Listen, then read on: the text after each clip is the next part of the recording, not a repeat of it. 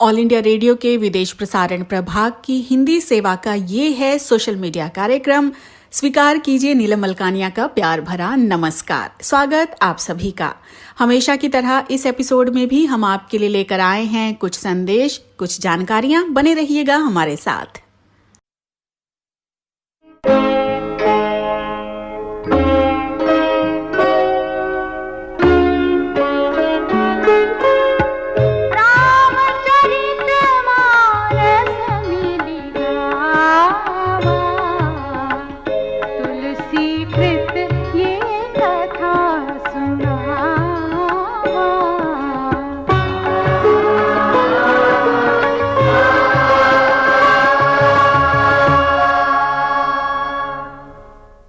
विधाता जो ललाट पर लिख देता है उसे देवता, दानव, मुनि कोई भी नहीं मिटा सकता।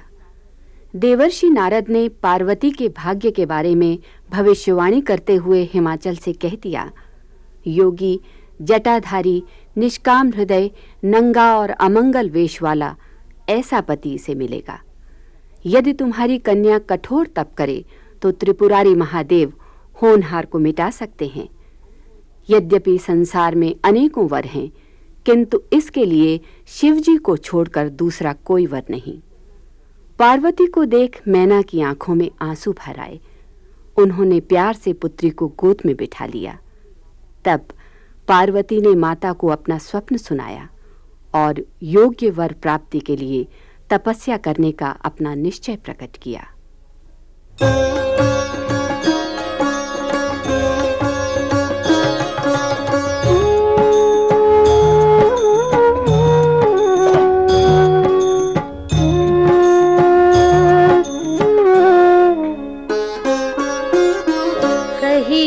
ब्रह्म भवन मुनि गयौ, आगिल चरित सुनहु जस भयौ।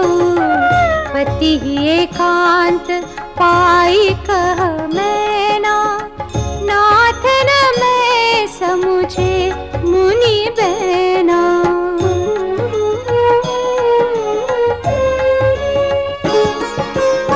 जा घर बर कुल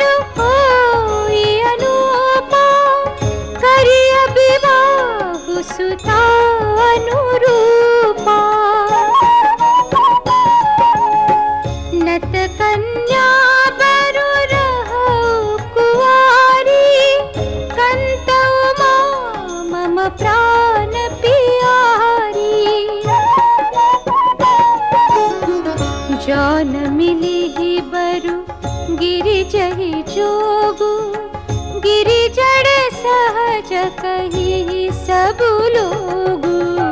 सोई बिचारी पति करहु विवाहु, जेहि न बहोरी होई उरदाहु।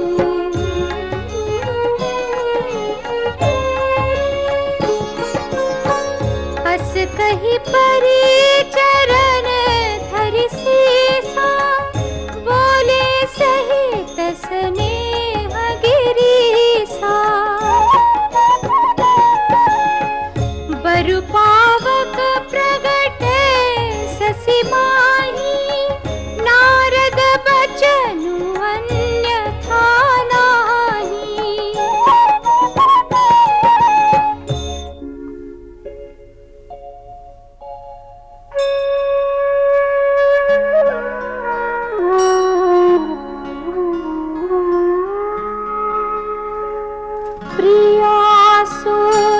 परिहरहु सबु, सुमिरहु श्री भगवान।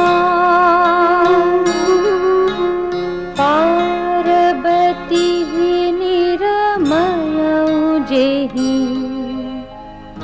सोई करिहि कल्याण।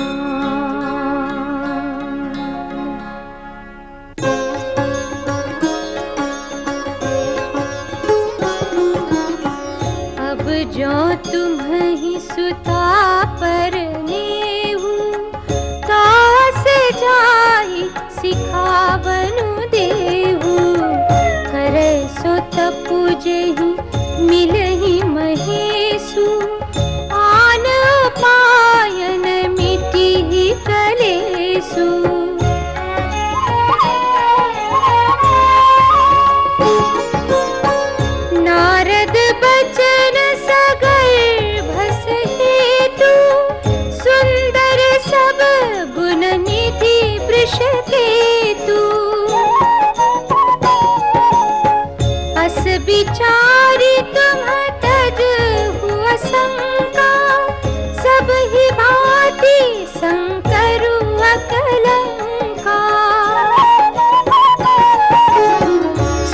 पति बचन हर्षि मन माही, गई तुरत उठी गिरिजा पाही। तुमहि बिलो की नयन भरे बारी, सहित स्नेह गोद बैठारी।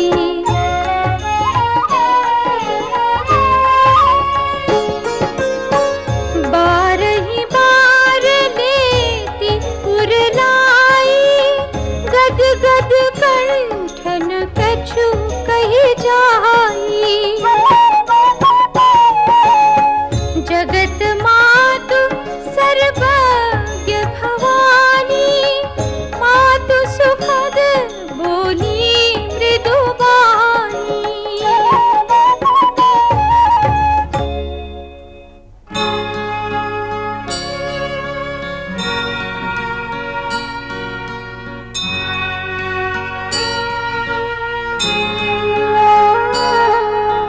सुनहि मातु मैं दीख अस, सपन सुनावऊं तो।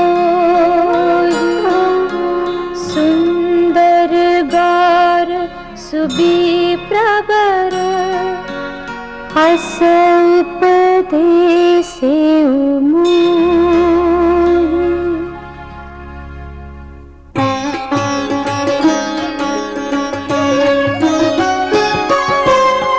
करहि जाई तपुसैल कुमारी, नारद कहा सो सत्य विचारी।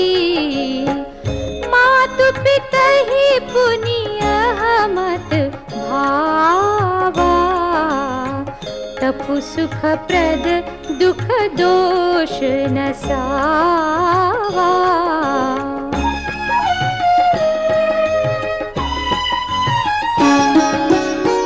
तप बल रचई प्रपंच विधाता, तप बल विष्णु सकल जगत्राता। तप बल शंभु करहि संघारा, तप बल शेषु धरई मही भारा।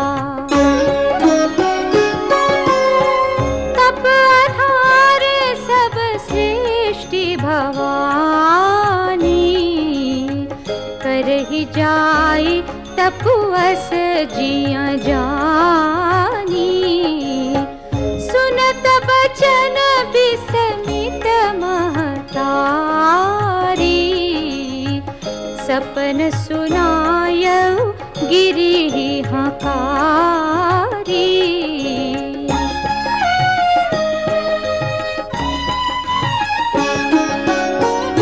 मातु पितहि बहु विधि समुझाई, चली उमा तप हित हर्षाई। प्रिय परिवार पितारु माता, भय बिकल मुख आवन बाता।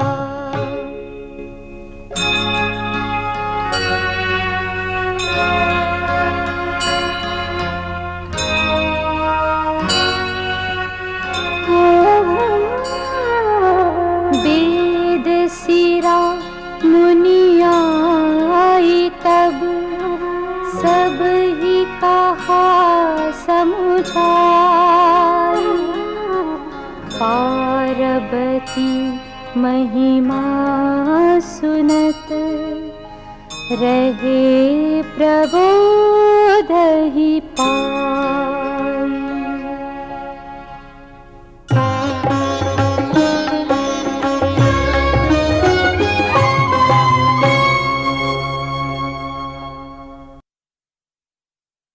भारतीय जनमानस में प्रकृति चिरकाल से ही श्रद्धेय और पूजनीय रही है। भारतीय संस्कृति के मूल में पर्यावरण का पोषण, संवर्धन तथा उससे ललित लयलाता का भाव निहित है। गीता, रामायण ही नहीं, कुरान शरीफ, बाइबल और गुरु ग्रंथ साहब में भी प्रकृति रक्षण और संवर्धन का भाव मिलता है। वास्तव में समस्त सृष्टि ईश्वर की दो तरह की प्रकृति में समाई हुई है, जड़ प्रकृति और चेतन प्रकृति। गीता में श्री कृष्ण ने 7वें अध्याय के श्लोक 4 व 5 में कहा है कि मेरी प्रकृति 8 प्रकार से विभाजित है: पृथ्वी, जल, अग्नि, वायु, आकाश, मन, बुद्धि और अहंकार। वेदों में सूर्य को जगत की आत्मा कहा गया है। समस्त चराचर जगत की आत्मा सूर्य ही है। सूर्य से ही इस पृथ्वी पर जीवन है। यह आज एक सर्वमान्य सत्य है। वैदिक काल में आर्य सूर्य को ही सारे जगत का कर्ता धर्ता मानते थे। सूर्य का शब्दार्थ है सर्व प्रेरक। यह सर्व प्रकाशक, सर्व प्रवर्तक होने से सर्व कल्याणकारी भी है। ऋग्वेद में देवताओं ने सूर्य को महत्वपूर्ण स्थान दिया है। यजुर्वेद में चक्षो सूर्यो जायत कहकर सूर्य को भगवान का नेत्र माना गया है। छंदोग्य निषद में सूर्य को प्रणव निरूपित कर उनकी ध्यान साधना से पुत्र प्राप्ति का लाभ बताया गया है। ब्रह्म वैवर्त पुराण तो सूर्य को परमात्मा स्वरूप मानता है। प्रसिद्ध गायत्री मंत्र सूर्य परक ही है। सूर्योपनिषद में सूर्य को ही संपूर्ण जगत की उत्पत्ति का एकमात्र कारण निरूपित किया गया है और उन्हीं को संपूर्ण जगत की आत्मा तथा ब्रह्म बताया गया है। सौर ऊर्जा वह ऊर्जा है जो सीधे सूर्य से प्राप्त की जाती है। सौर ऊर्जा ही मौसम एवं जलवायु का परिवर्तन करती है। यही धरती पर सभी प्रकार के जीवन, पेड़ पौधों, जीव जंतु आदि का सहारा है। वैसे तो सूर्य ऊर्जा के विविध प्रयोग किए जा सकते हैं, किंतु सूर्य की ऊर्जा का विद्युत ऊर्जा में बदलने को ही मुख्य रूप से सौर ऊर्जा के रूप में माना जाता है। सूर्य की ऊर्जा को 2 प्रकार से विद्युत ऊर्जा में बदला जा सकता है। पहला प्रकाश विद्युत सेल की सहायता से और दूसरा किसी तरल पदार्थ को सूर्य की उष्मा से गर्म करने के बाद इससे विद्युत जनित चलाकर।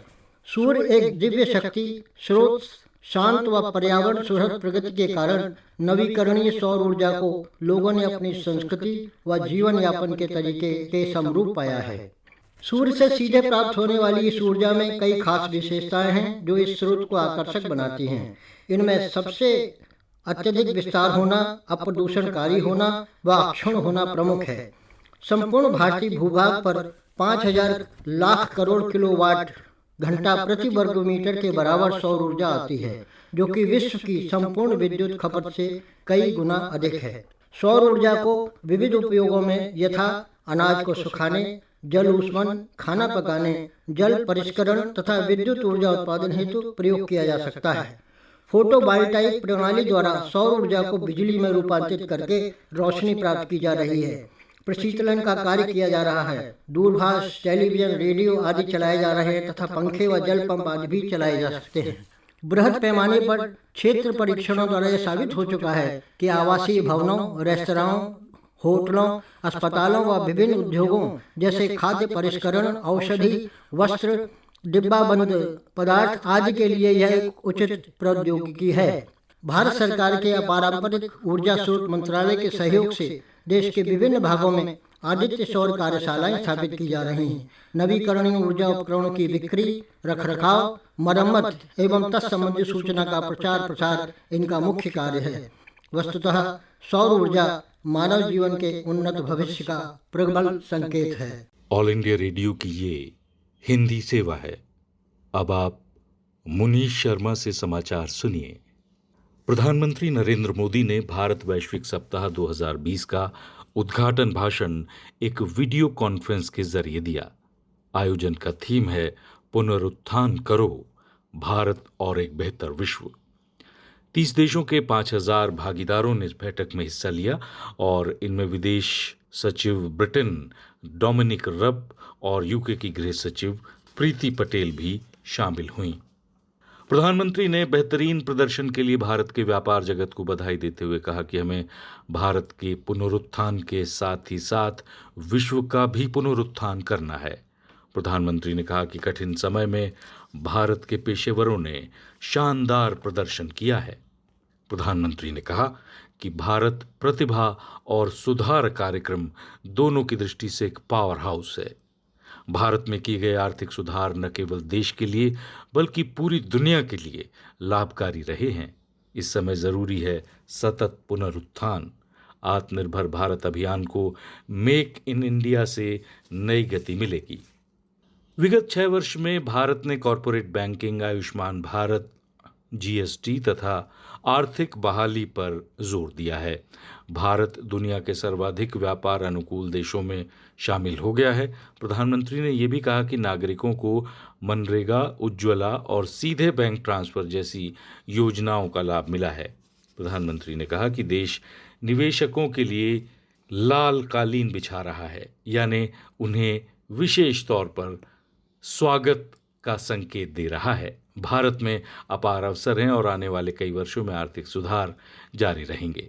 देश में 4,76,378 रोगी कोविड-19 से मुक्त हो चुके हैं। पिछले 24 घंटे में 19,997 लोग संक्रामक रोग से मुक्त हुए। रोग मुक्ति की दर 62% है। पिछले 24 घंटे में 2,67,061 परीक्षण कोविड-19 की जांच के लिए किए गए और उज्ज्वला योजना के लाभार्थियों को सितंबर 2020 तक निःशुल्क एलपीजी सिलेंडर मिलते रहेंगे। इस बारे में केंद्रीय मंत्रिमंडल ने निर्णय ले लिया है। केंद्रीय मंत्रिमंडल ने बुनियादी ढांचे और कृषि क्षेत्र में सुधार के लिए 1 लाख करोड़ रुपए के कोष को भी अपनी स्वीकृति दी है। वरिष्ठ हास्य अभिनेता जगदीप का निधन हो गया है। उनका वास्तविक नाम था सैयद इश्तियाक अहमद जाफरी और आयु 81 वर्ष थी। उन्होंने 400 से अधिक फिल्मों में काम किया। वो फिल्म शोले में सूरमा भोपाली का पात्र निभाते हुए बेहद लोकप्रिय रहे। अमेरिकी सरकार के उस निर्णय के विरुद्ध हार्वर्ड, कॉर्नेल विश्वविद्यालय तथा MIT अदालत में जाएंगे, जिसके तहत अमेरिका में रहकर ऑनलाइन कक्षा लेने वाले छात्रों से स्वदेश लौटने को कहा गया है। और इसके साथ ही ये समाचार बुलेटिन समाप्त हुआ। ये समाचार हमें विदेश प्रसारण प्रभाग के वार्ता एकांश से प्राप्त हुए।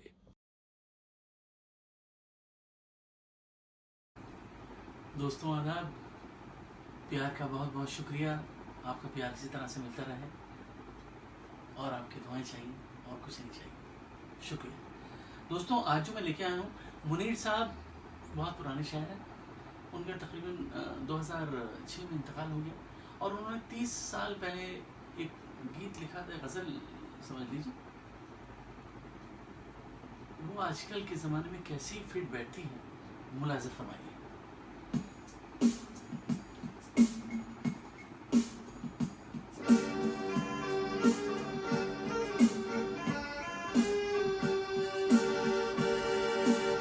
मकाम कैद सदा की दहशत,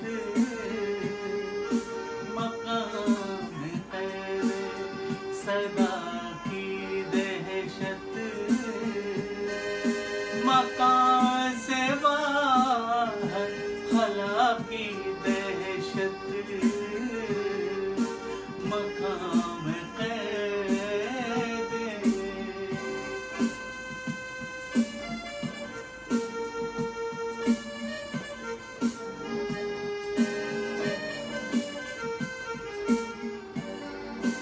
हवा है खौफ खुदा से खाली, हवा है खौफ खुदा से खाली, हवा है खौफ खुदा से खाली है इस नगर में बला की दहशत,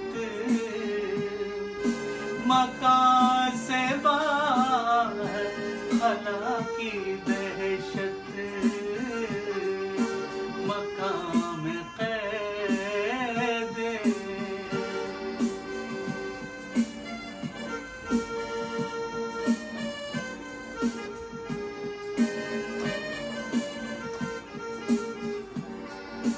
घिरा हुआ मैं हर तरफ से, घिरा हुआ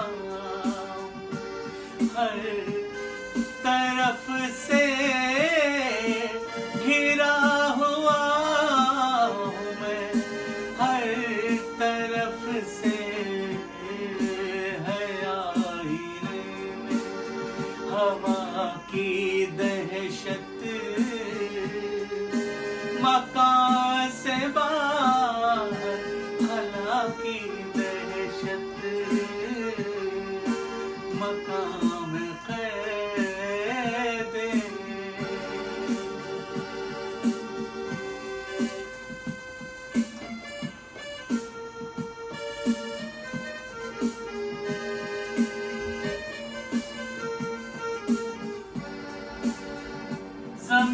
पे हर समत हद्दे आखरी, ज़मीं पे हर समत हद्दे आखरी, ज़मीं पे हर समत हद्दे आखरी, फलक पे इंतहा की दहशत, मकां से बाहर खला की दहशत, मकाम कैद सदा की दहशत, मकां से बाहर खला की दहशत, मकाम कैद।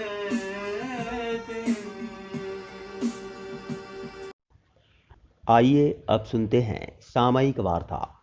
विषय है अमेरिका के पूर्व NSA ने कहा चीन का व्यवहार अस्वीकार्य। आलेख पत्रकार सिद्धार्थ राय का है। वाचक हैं मनोज कुमार चौधरी। अमेरिका के पूर्व राष्ट्रीय सुरक्षा सलाहकार जॉन बोल्टन ने कहा है कि 21वीं सदी में भारत अमेरिका के संबंध अमेरिका के लिए अत्यधिक महत्वपूर्ण होंगे। उन्होंने ये भी कहा कि अमेरिका के परिप्रेक्ष्य से चीन के साथ संबंध एक चुनौती बनी हुई है। रणनीतिक मामलों में अमेरिका भारत के बीच का संबंध इस सदी में वॉशिंगटन के अत्यधिक महत्वपूर्ण संबंधों में से एक होने जा रहा है। 21वीं सदी में चीन अमेरिका के अस्तित्व के लिए एक संभावित खतरा है। श्री बोल्टन ने कहा कि वैश्विक परिदृश्य पर भारत अन्य मुख्य प्लेयर होगा। दो सबसे बड़े लोकतंत्र के बीच बहुत से सामान्य मूल्यों तथा एक बढ़ती हुई साझा विरासत की ओर इशारा करते हुए बोल्टन ने कहा कि अमेरिका एक ऐसा देश है जहां विश्व भर के लोग आकर बसे हुए हैं। ऐसे में भारत की ओर ध्यान अनिवार्य रूप से बढ़ेगा। भू राजनीतिक रूप से महत्वपूर्ण मुद्दों को रेखांकित करते हुए बोल्टन ने स्वीकार किया कि भारत तथा अमेरिका के बीच ऐसे कई मुद्दे हैं जिन पर चर्चा किए जाने की आवश्यकता है। पूर्वी लद्दाख में भारत चीन की झड़प को लेकर बोल्टन ने कहा कि इस प्रकार का व्यवहार अमेरिका तथा चीन की परिधि में बसे प्रत्येक नागरिक को चिंतित कर रहा है। उन्होंने आगे कहा कि चीन के पास विश्व के सबसे बड़े आक्रामक साइबर युद्ध कार्यक्रम है। ये अमेरिकी नौसेना को पश्चिमी प्रशांत से बाहर निकालने के लिए क्षेत्र खंडन तथा पहुंचरोधी हथियार प्राप्त कर चुका है। भारत तथा अन्य देशों के साथ लगती अपनी सीमाओं पर चीन की स्थिति के संदर्भ में पेइचिंग अपनी बैलिस्टिक मिसाइल तथा परमाणु हथियारों की क्षमता को बढ़ा रहा है। श्री बोल्टन का मानना है कि विगत 30 या 40 वर्षों में शेष दुनिया चीन को लेकर गलती कर चुकी है। वे विश्वास करते हैं कि चीन की आर्थिक स्वतंत्रता तथा इसके विकास को अंतर्राष्ट्रीय आर्थिक व्यवस्था के नियमों का पालन करना होगा, लेकिन अब ये एक झूठ में बदल चुका है। अमेरिका का मानना है कि चीन के अधिक समृद्ध होने के साथ प्रतिनिधि सरकार गांव से प्रांतीय चुनावों और प्रांतीय चुनावों से राष्ट्रीय चुनावों तक विस्तृत होगी। अमेरिका के पूर्व NSA ने आगे कहा कि ये प्रक्रिया भी एक झूठ में बदल चुकी है। चीन द्वारा विश्वास किए जा रहे वैश्विक आशाओं के बदले श्री बोल्टन ने चीन संबंधी धारणाओं पर निर्मित नीति ढांचे की एक समीक्षा का आह्वान किया। अमेरिका के पूर्व NSA ने कहा कि माओ त्से तुंग के बाद राष्ट्रपति शी चिनफिंग सबसे अधिक शक्तिशाली नेता हैं, लेकिन प्रतिनिधि सरकार के विस्तार का कोई संकेत नहीं है। उन्होंने आगे कहा कि शी एक सत्तावादी नेता हैं, जिनकी कार्यवाहियां बहुत रुखाई से परिकलित होती हैं। वैश्विक मामलों में एक जिम्मेदार हिस्सेदार होने को लेकर श्री बोल्टन चीन को संदेह की नज़र से देखते हैं। वे अनुभव करते हैं कि चीन का उभार शांतिपूर्ण नहीं रहा है तथा ये एक जिम्मेदार हिस्सेदार नहीं है। चीन प्रभावी रूप से दक्षिण चीन सागर पर नियंत्रण जमा रहा है। चीनी सचमुच जमीन तैयार कर रहे हैं जिसके ऊपर वे दक्षिण चीन सागर में अपने सैन्य ठिकानों का निर्माण कर रहे हैं। बोल्टन ने कोविड-19 के प्रसार की वास्तविकताओं को छुपाने के लिए भी चीनी सरकार को दोषी ठहराया। उन्होंने इसे विश्व भर में व्यापक स्तर पर गलत सूचना फैलाने का अभियान कहा। उन्होंने आगे कहा कि आज भी वास्तव में चीन के भीतर के प्रभाव की सीमा को कोई नहीं जानता है। America, Europe, Latin America, Bharat तथा अन्य किसी देश में इस रोग के फैलाव की तुलना में चीन के आंकड़े को देखकर ऐसा लगता है कि यहाँ कोरोना वायरस महामारी पूरी तरह से समाप्त हो चुकी है। इस बात पर विश्वास करना असंभव है। चीन पर पड़ने वाले कोरोना वायरस के आर्थिक प्रभाव को लेकर विश्व भी नहीं जानता है। कोविड-19 महामारी के मूल कारणों का पता लगाने की जब बात आई तो बोल्टन ने चीन के इरादों पर प्रश्न उठाते हुए कहा कि जैविक हथियारों पर चीन का अनुसंधान विश्व में सबसे व्यापक हो सकता है। उनका मानना है कि कोविड-19 महामारी की तह में वास्तव में जाने की इच्छा रखने वाले देश को महामारी विज्ञानियों तथा चिकित्सकों के लिए रहस्य से पर्दा उठाने में किसी प्रकार का भय नहीं होना चाहिए। विशेषज्ञों को इसकी तह में जाना चाहिए। बहरहाल ये चीन के रवैये के विपरीत है। कंपनी के रूप में श्री बोल्टन ने ZTE तथा हुआई का भी संदर्भ दिया, जो वाणिज्यिक संचार की कंपनियां नहीं हैं, लेकिन ये चीनी राज्य के हथियार हैं। पूर्व अमेरिकी राजनयिक ने कहा कि ये कंपनियां विश्व भर के आर्थिक क्षेत्र पर नियंत्रण जमाने के लिए बेल्ट एंड रोड इनिशिएटिव सरीखे प्रयासों का हिस्सा हैं। कार्यक्रम आपको कैसा लगा हमें जरूर बताइएगा esth.radiomail@gmail.com पर। अपना ध्यान रखिए, अपने परिवार का ध्यान रखिए। अगले अंक में हम फिर हाजिर होंगे। अब मुझे यानी नीलम मलकानिया को दीजिए इजाजत। नमस्कार।